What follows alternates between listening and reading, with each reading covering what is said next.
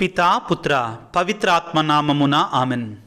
క్రీస్తునాథుని యందు మిక్కిలి ప్రియ సహోదరి సహోదరులారా, సామాన్య కాలపు 4వ ఆదివార వాక్య పరిచర్యకి మిమ్మందరినీ ప్రేమతో ఆహ్వానిస్తూ ఉన్నాను. మార్కు సువార్త 1వ అధ్యాయము 21వ వచనము నుండి 27వ వచనము వరకు. యేసు శిష్యులు కఫర్నామునకు చేరిరి. వెంటనే యేసు విశ్రాంతి దినమున ప్రార్థనా మందిరమున ప్రవేశించి బోధింప ఆరంభించను. ఆయన బోధకు అచటనున్నవారు ఆశ్చర్యపడిరి. ఏలయన ధర్మశాస్త్ర బోధకుల వలె కాక అధికారపూర్వకముగా ఆయన బోధించను. అప్పుడు అపవిత్రాత్మచే ఆవేశించబడిన వాడు ఒకడు కేకలు వేయిచు, నజరేతు నివాసియగు యేసు, మాతో నీకేమి పని? మమ్ము నాశనము చేయవచ్చితివా? నీవు ఎవరివో నేను ఎరుగుదును. నీవు దేవుని పవిత్రమూర్తివి అని యేసును చూచి అరవసాగెను. నోరు మూసుకుని వీని నుండి వెడలిపొమ్ము అని యేసు దానిని గద్దింపగా అది వానిని విలవిలలాడించి బిగ్గరగా అరచి వదిలిపోయెను. అంతటా అచ్చట వారందరూ కూడా ఆశ్చర్యపడి, ఇది ఏమి? ఈ నూతన బోధ ఏమి?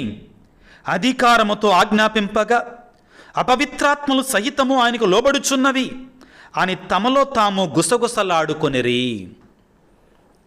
క్రీస్తునాథుని యందు మిక్కిలి ప్రియ సహోదరి సహోదరులారా, క్రీస్తు ప్రభువే సకలానికి సర్వానికి అధికారి. సకలం సర్వం ఆయనకి లోబడవలసిందే. ప్రియులకు దేవుని బిడ్డలారా, నేను ఇప్పుడు చెప్పేటువంటిది చరిత్రలో జరిగినటువంటి సంఘటన. చాలామందికి తెలుసు ప్రియులారా. ఏమిటి అంటే 1970వ సంవత్సరంలో ఎగ్జార్సిస్ట్ అనేటువంటి ఒక ఇంగ్లీష్ సినిమా వచ్చింది. ఎగ్జార్సిస్టు అంటే దానిలో ఒక గురువు, ఒక చిన్న వ్యక్తి, ఒక బాలుడు సైతాను చేత పీడించబడుతూ ఉండగా ఏ విధంగా ఆ దయ్యము నుండి అతనిని విడుదల ప్రసాదించాడు ఒక గురువు ప్రార్థనా శక్తితో అనేటువంటి అంశముగా ఆ సినిమా చిత్రీకరించబడింది. హాలీవుడ్లో ఉన్నటువంటి కలెక్షన్స్ అన్ని తిరగరాసింది ఈ సినిమా. చాలామంది చూశారు ఈ సినిమాని. అయితే ఈ సినిమా ఒక కట్టుకథ కాదు. ఈ సినిమా ఒక కట్టుకథ కాదు. 1949వ సంవత్సరంలో అమెరికాలో ఉన్నటువంటి మేరీల్యాండ్ అనేటువంటి ప్రాంతంలో ఒక 17 సంవత్సరాల కుర్రవాడు సైతాను చేత పీడించబడ్డాడు. భయంకరంగా పీడించబడ్డాడు. రాత్రులు నిద్ర ఉండేది కాదు. అతను ఉన్నటువంటి ఆ గృహములో, ఆ గదిలో తలుపులు కిటికీలు కొట్టుకునేటువంటి మంచాలు ఎగిరిపడేవి. దీనిని ఆధారంగా చేసుకొని ఆ సినిమాని తీశారు. అయితే ఆ కుర్రవాడు ఆ తరువాత మేరీల్యాండ్ని విడిచిపెట్టి వాషింగ్టన్ DC, అమెరికాలో ఉన్నట్టు వాషింగ్టన్ DC ప్రాంతానికి వచ్చి సామాన్యమైన జీవితాన్ని జీవించాడు. ఎలా సాధ్యమైంది అది అంటే, అతను 17 సంవత్సరాల వయసులో ఉన్నప్పుడు సాతాను చేత భయంకరంగా పీడించబడ్డ తర్వాత అతను ఒక కథోలిక గురువు చేత ఆ సాతాను నుండి ఎగ్జార్సిజం అంటారండి, సాతాను నుండి విముక్తిని దయచేయటం. ఎంతో కష్టపడి ఆ గురువు ఉపవాసం ఉండి ప్రార్థన చేసి దేవుని యొక్క శక్తి చేత ఆ సాతానుని పారద్రోలారు. ఇది కల్లిబొల్లి మాటలు కాదండి, కట్టుకథలు కాదు. నెట్లోకి వెళ్ళి ద ఎగ్జార్సిస్ట్ ఫిల్మ్ అని మీరు కొడితే ఇప్పుడు మీకు కనబడుతుందండి. ఈ విషయాన్ని ఆ రోజుల్లో చాలామంది కళ్ళారా చూశారు. దాన్ని ఎప్పుడో జరిగింది కాదండి, 1949వ సంవత్సరంలో జరిగింది. దాన్ని ఆధారంగా 1970ల్లో ఎగ్జార్సిస్ట్ అనే సినిమా వచ్చింది ప్రియులారా. ఈ సినిమా మనకేం నేర్పిస్తుంది అంటే, ఆ కుర్రవాడు నిజంగానే సాతాను చేత పీడించబడ్డాడు. ఆ గురువు నిజంగానే ఆ వ్యక్తికి విమోచన ప్రసాదించగలిగాడు దేవుని యొక్క శక్తి చేత, క్రీస్తు నామములో. అవును ప్రియులకు దేవుని బిడ్డలారా, క్రీస్తు ప్రభు ఈ లోకానికి వచ్చింది అన్నిటికంటే ముఖ్యంగా సాతాను శక్తిని పారద్రోలటానికి. మానవుడు అనేటువంటి వాడు పాపం కారణంగా సాతానుకు బానిసైపోయాడు, దాసుడైపోయాడు. కొన్ని సందర్భాలలో ఈ సాతానుడు అనేటువంటి వాడు వివిధ రూపాలలో ఎప్పుడూ కూడా ఈ తెల్లగా పళ్ళు పెట్టుకొని, తెల్ల కొమ్ములు పెట్టుకొని, నల్ల డ్రెస్ వేసుకొని అన్నక్కర్లేదండి. వివిధ రూపాలలో మనిషిని ఆవేశించి పీడిస్తూ ఉంటాడు. ఈరోజు మన వాక్యములో అదే మనం చదువుకున్నాం. యేసు ప్రభువు ఒక సాతానును పొందినటువంటి ఒక వ్యక్తికి విమోచించటం. ఏమి నేర్పిస్తుంది ఈ అంశం మనందరికీ అంటే, క్రీస్తు ప్రభు ఈ లోకానికి వచ్చింది పాపాన్ని, సాతాను రాజ్యాన్ని కూడా కూల్చివేయడానికి. గడచిన ఆదివారం ప్రియులారా, యేసు భగవానుడు తనకి బహిరంగ జీవితాన్ని ప్రారంభించారు. ఏ విధంగా? మార్కు సువార్త 1వ అధ్యాయం 15వ వచనంలో 14వ వచనం చదువుకుంటే, యోహాను చెరసాలలో బంధించబడిన పిమ్మట యేసు గలిలయ సీమకు వచ్చి, కాలం సంపూర్ణమైనది, దేవుని యొక్క రాజ్యం సమీపించినది, హృదయ పరివర్తన చెంది సువార్తను విశ్వసించండి. తన యొక్క బహిరంగ జీవితాన్ని, దైవరాజ్య స్థాపనని ప్రారంభించారు. దానిలో భాగంగా పేతురు, యోహాను, యాకోబు, ఆంద్రేయ 4 శిష్యులను ఎన్నుకున్నాడు. ఎన్నుకున్న తర్వాత ఏం జరిగింది ప్రథమంగా, మొట్టమొదటిగా అనేటువంటిది ఈ ఆదివారం మనం ధ్యానం చేసేది. ఆ 4 శిష్యులతో పాటు యేసు ప్రభు కఫర్నాము అనేటువంటి గ్రామానికి వెళ్ళారు. నేను యెరూషలేము, ఇశ్రాయేల్ దేశానికి వెళ్ళినప్పుడు అక్కడికి వెళ్ళటం జరిగింది. వారు కఫర్నాము చేరు. ఎవరు? యేసు ప్రభు అను శిష్యులు. వెంటనే యేసు విశ్రాంతి దినమున ప్రార్థనా మందిరం ప్రవేశించి బోధింపసాగెను. ఆయన బోధన ఎలాగా ఉందట? ఆయన బోధనకు అచ్చట ఉన్నవారు ఆశ్చర్యపడిరి. ఎలయన ధర్మశాస్త్ర బోధకుల వలె కాక అధికారపూర్వకముగా ఆయన బోధించుచుండెను. ప్రభునందు ప్రియులకు దేవుని బిడ్డలారా, క్రీస్తు ప్రభువు దైవరాజ్య సంస్థాపన ప్రారంభించేశాడు. తాను దేని కొరకై ఈ లోకానికి వచ్చాడో, ఏ ఉద్దేశముతో, ఏ ప్రణాళికతో ఈ లోకానికి వచ్చాడో ప్రియులారా, ఆ కార్యాన్ని ప్రారంభించాడు. దేనికోసం వచ్చాడు? దేవుని యొక్క రాజ్యాన్ని స్థాపించటానికి. దేవుని యొక్క రాజ్యాన్ని స్థాపిస్తూ ఉండగానే సాతాను రాజ్యం కూల్చబడాలి. దానికి నిదర్శనం ఈరోజు యేసు ప్రభు సైతానును పారదోలుతున్నాడండి. ఎప్పుడైతే ప్రియులారా మనం మంచిని చేస్తుంటామో చెడు తగ్గిపోద్ది, అంతే కదండి. మనం ఒక పవిత్రమైన కార్యాన్ని చేస్తున్నప్పుడు అపవిత్రమైన కార్యాలు మనకు దూరం అయిపోతుంటాయి. క్రీస్తు ప్రభువు కూడా దేవుని యొక్క రాజ్యాన్ని స్థాపించడానికి ప్రయత్నం చేస్తుంటే సాతానుడు అడ్డు వస్తుంటాడండి, ఎదురు తగులుతుంటాడు. ఎందుకు వచ్చావు నువ్వు? అప్పుడే ఎందుకు వచ్చావు? మమ్మల్ని పీడించడానికి వచ్చావా? ఆ మాటలు మనం వింటున్నామండి ఈ రోజున. దయచేసి అర్థం చేసుకోవడానికి ప్రయత్నం చేయండి. ఈ ఆర్డర్ ఆఫ్ సీక్వెన్స్, ఈ క్రియల యొక్క ఒకదాని తర్వాత ఒకటి వచ్చేది. ప్రభువు గడిచినట్టు ఆదివారం వేదశాస్త్రాన్ని ప్రారంభించారు, దైవరాజ్యాన్ని ప్రారంభించారు. కాలం సంపూర్ణమైనది, సువార్తను విశ్వసింపుడు, హృదయ పరివర్తన చెందండి. తనతో పాటు సేవ చేయడం 4 శిష్యులను ఎన్నుకున్నాడు. ఎన్నుకొని ఈ ఆదివారం రోజున ఈనాటి వాక్యములో ఆయన కఫర్నాములో ఉంటే ప్రార్థనా మందిరంలోనికి వెళ్ళి సువార్తను బోధించటం ప్రారంభించాడు. ఆయన బోధించే విధానాన్ని చూసి అక్కడ ఉన్నటి శిష్యులు ఈయన బోధనలకి ఆశ్చర్యపడ్డారు. ఎందుకంటే ఆయన అధికారంతో బోధిస్తున్నాడు. అధికారం ఎప్పుడు వస్తుంది? దైవ జ్ఞానంలో లోతులు తెలిసినప్పుడు ప్రియులారా, దేవుని యొక్క వాక్కులో ఉన్న లోతులు తెలిసినప్పుడు, దేవుని యొక్క శక్తిని పొందినప్పుడు అధికారం దొరుకుతుంది. ప్రియులకు దేవుని అధికారంతో మాట్లాడతాం మనం. అదే అధికారంతో మాట్లాడుతున్నాం. అప్పుడు ఏం జరిగిందో వాక్యాన్ని చదువుకుందాం. మార్కు సువార్త 1వ అధ్యాయం 23వ వచనం. అప్పుడు అపవిత్రాత్మ ఆవేశించినటువంటి వాడు ఒకడు కేకలు వేయిచు, నజరేతు నివాసియకు యేసు, మాతో నీకేమి పని? మమ్ము నాశనము చేయవచ్చితివా? నీవెవరెవో నేను ఎరుగుదును, నీవు దేవుని పవిత్రమూర్తివి. కొన్ని విషయాలు ఇక్కడ మనం తెలుసుకోవాలి ప్రియులారా. ఆ సాతాను చేత పీడించబడుతున్న ఆ వ్యక్తి పలికిన మాటల ద్వారా ఏమిటి? సాతానుకు తెలుసు ఎవరు ఆయన అని. యేసు ప్రభు ఎవరు అని సాతానుకు తెలుసు.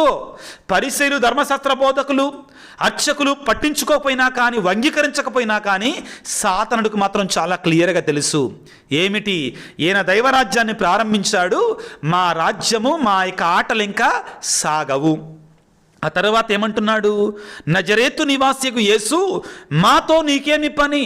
మంచి ఎప్పుడు జరిగినా కానీ దానికి అవరోధాలు ఉంటుంటాయండి. చెడ్డవాళ్ళు ఊరుకుంటారా ఏంటి? అప్పటి వరకు కూడా వాళ్ళ ఇష్టానుసారముగా చర్చిలో పెత్తనం సాగించి నాటకాలు ఆడినటువంటి వాళ్ళు, ఎవరి గురించి చెడు చేసేటువంటి వాళ్ళ గురించి మాట్లాడుతున్నానండి. వాళ్ళు ఇష్టం వచ్చినట్టుగా పెత్తనం చేసినటువంటి వాళ్ళు, మంచి వాళ్ళు వచ్చి దాన్ని బాగు చేయాలంటే ఊరుకుంటారా ఏంటి? ఊరుకోరు. అడ్డంకులు సృష్టిస్తారు. సాతానుడు కూడా అదే చేస్తున్నాడండి. నజరేతు నివాసియకు యేసు, మాతో నీకేం పని? ఎదురు మాట్లాడుతున్నాడు. మమ్మల్ని నాశనం చేయవచ్చితివా? గట్టిగా అరుస్తున్నాడు, కేకలు పెడుతున్నాడు. ఈ ఆలయాన్ని నేను చూశానండి కఫర్నహంలో. ఇశ్రాయేలు దేశం వెళ్ళినప్పుడు ఏ ఆలయంలోనైతే యేసు ప్రభువు దేవుని యొక్క వాక్యాన్ని బోధించాడో, ఈ సాతానును పారదోలాడో, ఈ ఆలయాన్ని నేను చూశాను. కానీ అన్ని మొండి గోడలు మాత్రమే ఉన్నాయి. సినగోగులో మొండి గోడలు మాత్రం ఉన్నాయి, ఇరిగిపోయినటువంటి అవి ఉన్నాయి. ఎందుకంటే ఆ రోజే ప్రభువు ఆ గ్రామాన్ని శపించాడు కాబట్టి. ఆ తరువాత ఏం జరుగుతుంది? 25వ వచనములో, నోరు మూసుకొని వీని నుండి వెడలిపొమ్ము అని అతనిని గద్దించగా అది వారిని విలవిలలాడించి బిగ్గరగారచి వదిలిపోయెను. ఏమి నేర్పిస్తుంది ఈ వాక్యం? యేసు ప్రభు సమస్తం మీద అధికారాన్ని కలిగి ఉన్నవాడు. సమస్తముపై యేసు ప్రభుకు అధికారం ఉంది ప్రియులారా. ఈనాడు ఒకవేళ నీవు తెలియనటువంటి వేదనతో పీడించబడుతున్నావా? తెలియనటువంటి శక్తులతో పీడించబడుతున్నావా? నీ కుటుంబం పీడించబడుతుందా? దేవుని సన్నిధికి వెళ్ళు, ఆయన సన్నిధికి వెళ్ళు. నువ్వు అనుకుంటున్నావా ఇదిగో నీకున్నట్టు సమస్య అనేటువంటిది, నీకున్నట్టు బాధ అనేటువంటిది, నీ అలవి కానటువంటిది, నీ శక్తికి మించినటువంటిది అనుకుంటున్నావా? యేసయ్య శక్తికి అతీతమైనది ఏది లేదు అని గుర్తుంచుకోవడానికి ప్రయత్నం చేయి. ఆయన ముందు ఎంతటి శక్తి అయినా కానీ బలాదూరని గుర్తుపెట్టుకో. సాతాను నోరు మూయించాడు, ఆ కుర్రవాడి నుండి విడుదల చేయించాడు. అధికారాన్ని కలిగినటువంటి వాడు యేసయ్య ప్రియులారా. ఆ తర్వాత ఏం జరుగుతుంది? అది చూచినటువంటి వారు అందరూ ఆశ్చర్యపడ్డారు. ఇది ఏమి? ఈ నూతన బోధ ఏమి? అధికారముతో ఆజ్ఞాపింపగా అపవిత్రాత్మల సహితము లోబడుచున్నవి. ప్రియులకు దేవుని బిడ్డలారా, నీవు నేను నమ్మినటువంటి దేవుడు సామాన్యుడు కాడు, అసామాన్యుడు ప్రియులారా. ఆయన సర్వశక్తిమంతుడు ప్రియులారా. నీకేదో వ్యాధి వచ్చిందని, నీకేదో రోగం వచ్చిందని, నీకేదో బాధ వచ్చిందని, అయ్యో నన్ను ఎవరు ఆదుకుంటారో అనుకుంటున్నావా? నీదేంతో పీడించబడుతున్నావని తాయెత్తుల కొరకై, మంత్రాలు తంత్రాల కొరకై పరిగెడుతున్నావా? నువ్వు నమ్మినట్టు దేవుడు సర్వశక్తిమంతుడని నమ్మకం లేకుండా జీవిస్తున్నావా? మాత్రం క్రైస్తవ బ్రతుకుతున్నావా? ఈరోజు ప్రభువుని గురించి అక్కడ ఉన్నటువంటి వారికి ఉన్నటువంటి కలిగిన జ్ఞానోదయం మనకు కూడా కలగాలి. అధికారముతో బోధించగా ఆయనకు సాతానులు కూడా లోబడతాయి. ఎన్ని చోట్ల ప్రభు పీడించబడుతుంటే వారికి విడుదల ప్రసాదించాడు పిల్లారా. ఈ మెస్సయ్యాని గురించి, ఈ రాబోయేటువంటి దేవుని కుమారుని గురించి ఈనాటి మొదటి పట్టణంలో మోషే ప్రవక్త ద్వారా దేవుడు ప్రవశిస్తున్నాడు. ఎప్పుడు? మోషే కాలంలోనే. మోషే ఇంకా మరణించలా. ద్వితీయోపదేశ కాండము ఈనాటి మొదటి పట్టణం ప్రియులారా. ద్వితీయోపదేశ కాండము 18వ అధ్యాయము 17వ వచనములో, అప్పుడు ప్రభువు నాతో, వారి వేడుకోలు సబబుగానే ఉన్నది, జాగ్రత్తగా ఆలకించండి. నీ వంటి ప్రవక్త నేనొకనని వారి జనము నుండియే వారి చెంతకు పంపుదును. మోషే కాలము దగ్గర పడుతుంది. ఆయన దేవుని సన్నిధికి వెళ్ళాల్సిన సమయం దగ్గర పడుతుంది. అప్పుడు ప్రజలు వచ్చి, అయ్యా నువ్వు లేకపోతే మేమేమైపోతాం, నువ్వు మమ్మల్ని ఇప్పుడు దాకా నడిపించా, ఎలా మా బ్రతుకు అంటే దేవుడు వాగ్దానం చేస్తున్నాడు. నీ వంటి ప్రవక్త నేనొకనని వారి జనము నుండియే వారి చెంతకు పంపుతును, అతనికి నా సందేశమును ఎరిగింతును, నేను చెప్పుము అనిన సంగతులన్నీయు అతడు వారితో చెప్పును. ఆ ప్రవక్త నా పేర పలుకు సందేశమును పాటింపని వారిని నేను శిక్షింతును. ఎవరి గురించి మాట్లాడుతున్నాడు ఇక్కడ? రాబోయే మెస్సయ్యాని గురించి ప్రియులారా. మోషే కూడా అసామాన్యమైన ప్రవక్త ప్రియులారా. దేవుని యొక్క శక్తితోటి ఫరో రాజు యొక్క కబంధ హస్తాల నుంచి ఇశ్రాయేలు ప్రజలను విడిపించుకొని వచ్చినటువంటి గొప్ప ప్రవక్త. అన్నిటికంటే ముఖ్యంగా మోషే ప్రవక్త ఎర్ర సముద్రాన్ని 2 పాయలుగా చీల్చాడు, పరలోకాన్ని తెరచి మన్నా భోజనాన్ని కురిపించాడు, రాతిని చీల్చి నీటిని బయటికి తీసుకొని వచ్చాడు. చనిపోతున్నటువంటి వారు అయ్యా మమ్మల్ని కాపాడమనయ్యా అంటే విషసర్పాల బారి నుండి కాపాడినటువంటి వాడు. శక్తిమంతుడి పిల్లారా, ఇశ్రాయేలు ప్రజలలో మోషేని మించిన ప్రవక్త మరొకడు లేడు.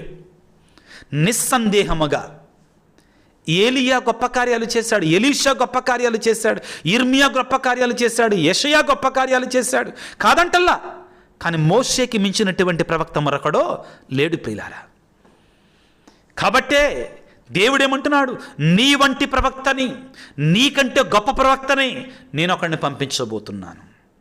ప్రియులారా, నూతన మోషే యేసు ప్రభు, నూతన మోషే యేసు ప్రభువు.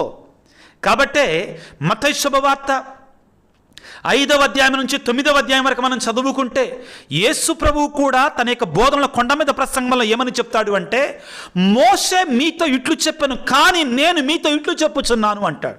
ప్రతి చోట ఈ మాట వింటామండి మనం. అంటే ప్రభు అంటాడు, నేను మోషే కంటే కూడా అధికుడిని, నేను మోషే కంటే కూడా అధికుడిని అని చెప్తున్నాడు పిల్లారా. మోషే కంటే కూడా నేను అధికుడు యేసు ప్రభు, మోషే కంటే కూడా గొప్పవాడు ఆయన. కారణం ఆయన దేవుని చేత పంపబడిన ప్రవక్త అయితే ఈయన స్వయాన దేవుడే. ఈనాడు మనం మార్కు సువార్తలో చదువుకున్నట్లుగా ప్రియులారా, సాతాను ఏమంటుంది, అయ్యా నీవు దేవుని పవిత్ర మూర్తివి, నీవు మమ్మల్ని నాశనము చేయవచ్చితే. అవును, యేసుప్రభు సాతానును నాశనం చేయడానికి వచ్చాడు, చెడును నాశనము చేయడానికి వచ్చాడు ఈ లోకానికి ప్రియులారా. యేసుప్రభు సాతాను చెప్పింది నిజమే. ఒకవేళ మన జీవితంలో కీడులు ఉన్నాయని, మన కుటుంబంలో కీడులు ఉన్నాయని, మన కుటుంబంలో కీడులు ఉన్నాయని, అనర్థాలు ఉన్నాయని భయపడుతున్నామా? ఆయన శక్తికి మనం లోబడదాం, ఆయన చెంతకు వెళదాం ప్రియులారా. ఆయన మనల్ని విమోచించువాడై ఉన్నాడు. దైవరాజ్యాన్ని ప్రారంభించాడు. సాతాను రాజ్యం కోలడం ప్రారంభమైంది. పరలోక రాజ్యం సమీపించినది, సువార్తను విశ్వసింపండి, హృదయ పరివర్తన చెందని పలికిన వెంటనే సాతానును పారదోలడం ప్రారంభించాడు. సాతాను రాజ్యాన్ని కోల్చడం ప్రారంభించాడు. అయితే ఈ బాధ్యత మనందరికి ఇచ్చాడు, మనందరి మీద ఉంచాడు. ఈ రోజున ప్రియులకు దేవుని బిడ్డలారా, ఒకవేళ నీవు నీ కుటుంబంలో వివిధ రకాల శక్తుల చేత తెలియనటువంటి బాధలతో, వేదనతో నీ భర్త కానీ, నీ భార్య కానీ, నీ పిల్లలు కానీ, నీ కుటుంబం కానీ వేధించబడుతుంటే, పీడించబడుతుంటే, ఏదో నేను అన్నాను కదా ప్రారంభంలో, సైతంలో కొమ్ములు పెట్టుకొని రానక్కర్లా, తెలియనటువంటి సమస్యల చేత పీడించబడుతుంటే, ఎరికో గోడలలాగా ఉన్నట్లయితే నీవు నమ్మిన దేవుడు సర్వశక్తిమంతుడో, విమోచించగలిగిన శక్తి ఉన్నటువంటి వాడో, ఆ దేవుని నమ్మో, ఆ దేవుని విశ్వసించో, ఆ దేవుడిని విమోచించబోతున్నాడు. నీకు నాకు ఉండవలసినటువంటిది ఏమిటంటే పరిపూర్ణమైనటువంటి శక్తి, పరిపూర్ణమైన విశ్వాసం ప్రియులకు దేవుని బిడ్డలారా. విశ్వసించిన నీ వలనైతే విశ్వసించు వానికి సమస్తము సాధ్యమని పలికాడు దేవుడు. అటువంటి విశ్వాసాన్ని, అటు నమ్మకాన్ని మనందరికీ దయచేయమని వేడుకుందాం. ప్రభు సర్వశక్తిమంతుడు, ఆయనే మన దేవుడు, మన జీవితాలకి, మన కుటుంబాలకి అధికారి ఆయనే అని అంగీకరించటానికి తలల వంచి ప్రార్థన చేసుకుందాం. సర్వశక్తిమంతుడా, సర్వోన్నతుడా, ప్రేమగల తండ్రి, నీకు స్తోత్రాలు, వందనాలు ప్రభువా. ఈనాడు నీవు దైవరాజ్యాన్ని ప్రారంభించి సాతాను రాజ్యాన్ని కూల్చటం ప్రారంభించావు.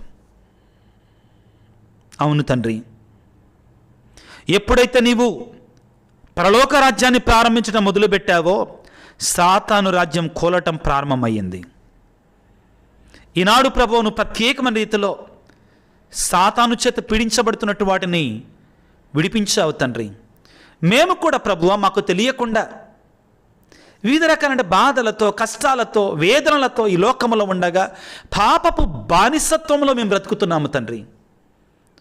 మమ్మ విమోచించండి నాయన, విడుదల ప్రసాదించండి తండ్రి. తండ్రి, ఈ వాక్యాన్ని ఆలకిస్తున్నటువంటి బిడ్డలను దీవించండి. ఎవరైతే బిడ్డలు ఒకవేళ వేదనలతో, బాధలతో ఉన్నారు వారికి విడుదల ప్రసాదించు. ప్రత్యేకంగా ప్రభువా కుటుంబాలలో ప్రభువా తెలియనట్టు శక్తుల చేత పీడించబడుతున్నట్టు వారందరినీ కూడా విడుదల ప్రసాదించమని, విమోచించమని క్షణంలో ప్రభువా యేసు నామములో ఆజ్ఞాపిస్తున్నాము తండ్రి.